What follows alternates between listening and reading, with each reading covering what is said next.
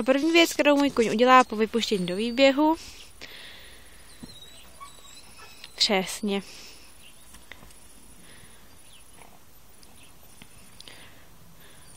Můžete si všimnout, že si to nebývale užívá, jelikož teď 2 měsíce ve výběhu nebyl.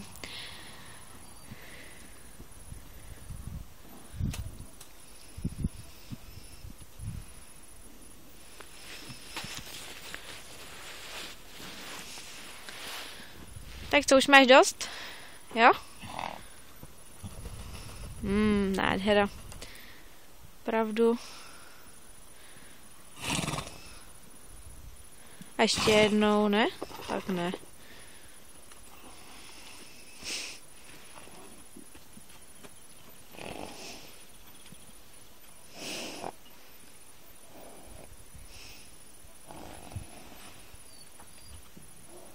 Tak jo.